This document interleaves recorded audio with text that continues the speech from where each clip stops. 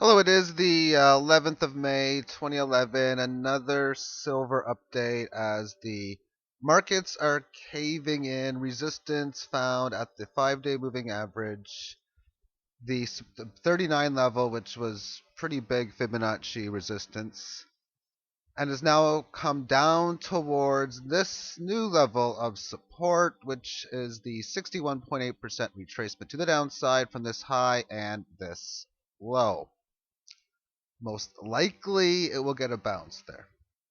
Just as I was saying, the chances of going above here were not so good, and we probably have resistance. Same rule of thumb in here.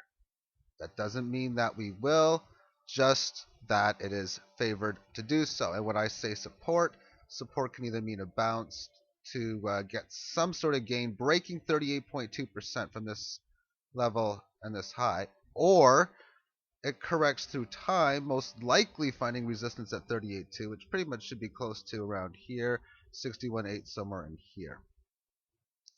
And that would be something like this. And if that's the case, then the market's short-term moving averages would start to turn sideways, giving it energy to either have an upward move or a downward play. Of course, people state, well, the markets are manipulated.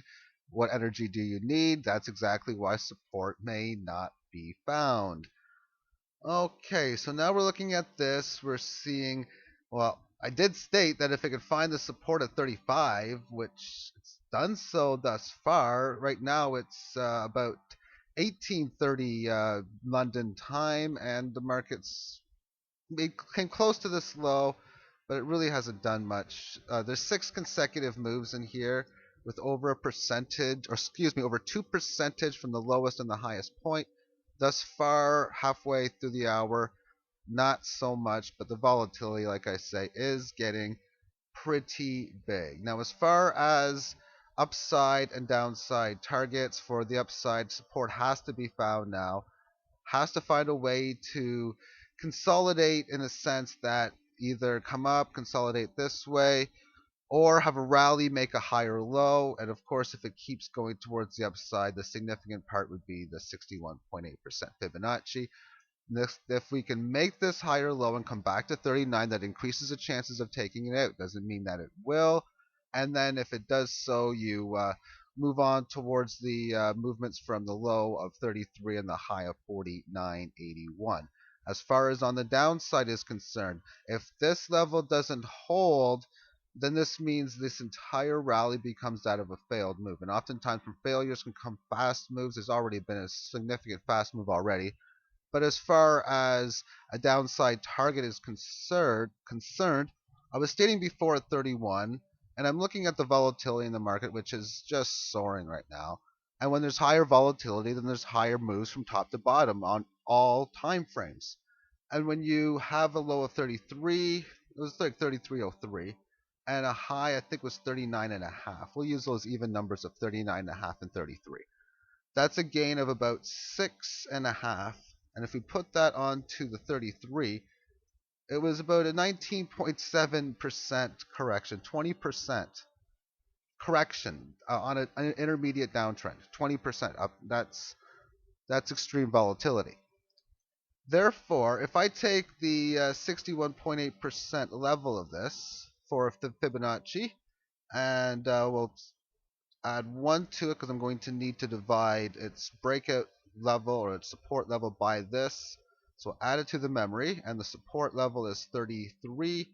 Divide it by this number gives me a price objective, we'll say 29.5. Even really 30 for that matter. 31 is now a conservative downside target, basically. And 30, or the 29.5, I don't think is either conservative or aggressive. It'd be more of a standard sort of downside target. As far as the overall trend is concerned, this I was stating was to keep the market bullish. Since the breakout in August, this was a 38.2% Fibonacci. Therefore, on the pretty somewhat long-term time frame, not major long-term, but just by looking over the last few months, the market has now moved to neutral. It was neutral in here again too, and it's pretty much been neutral since in here.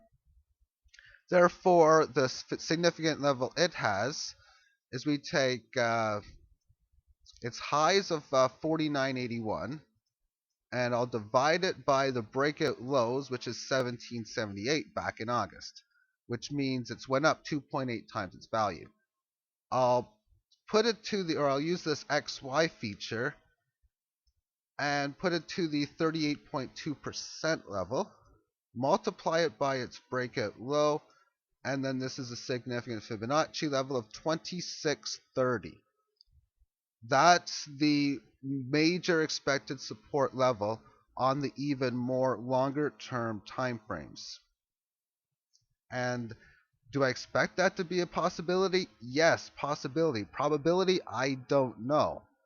And like I've been stating, the disconnects would go a lot higher. People are trying to state that that's not such a case. Well, either there's a shortage or there's we're going to tell you there's a shortage, and when I say about that, that's just another conspiracy sort of deal. Because I'm looking at different web pages, I'm seeing back orders even becoming more aggressive, and those are signs of the shortage. Also, signs of a disconnect is that of higher premiums. There's another sign in eBay. Whatever the disconnect is there, same sort of deal.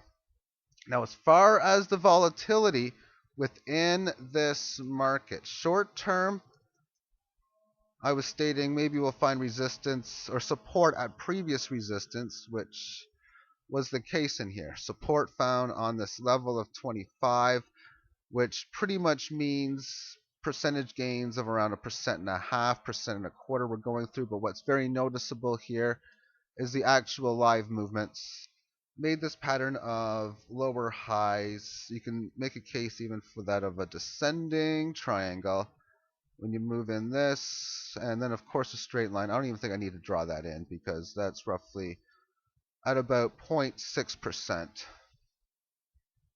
And it's broken that big time. So now what normally happens is it starts the next wave trend of high movements, which means both up and to the downside. Intermediate and short-term trends are lower. They win in the short term, obviously, and the longer term trends are bullish and have still room to say, yeah, we could come back lower. So that means that it's not a surprise if it goes lower. And at the same point, when we have the massive explosions, which are pretty much on a level of the physical, seem to be a high risk reward probability, and I think in our favor, anyone who's investing within it. But most likely what we'd see is some sort of pattern where it really has big moves, 2-3% moves again. But the big thing that I'll be watching is 4%. This is a level that came close to it here, came close to it here, somewhat close in here. This was a 15% move, or 14. Then you have 4% hit, a small pierce above, miss, hit, small pierce, and now a little miss here. If I can see a nice move over 4%, really even over 5, then I'm going to be watching it again for what could lead to something even greater than what we've been seeing thus far, as far as the volatility movements are concerned. Because even though it's been really nasty as far as big moves, it can still continue to do so. And once again, this chart has been going higher as far as this number is concerned. It's over 90. And this is more important, I think, again, on this upper band part here, showing a clear pattern of a trend change. The trend before was that it would have moves of usually 3 to 6% for most days, and averaging in the area of 3.5, 4. Sometimes you'd have these big spikes. But lately the big spikes have came recently. The only big spikes above 5 in here was back towards this level in here. So we're moving towards close to the volatility of 2008. And then, of course, 1979 was even greater than this at different time frames. And we can even go much greater than that. Because the only way you can have massive volatility like that is if there's good fundamental reasons. And with what's going on with the COMEX, it just seems like a no-brainer. Now, as far as the bubble is concerned, these are signs of a bubble. And I mean as in a bubble, as the prices adjusting themselves one way or the other.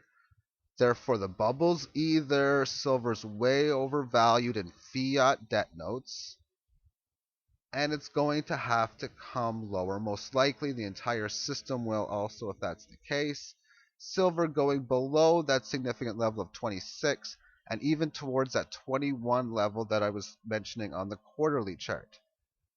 On the contrary, the move towards the upside would come on a start point like this, and it normally would try to get you to shake you out at some point early on within its level stage.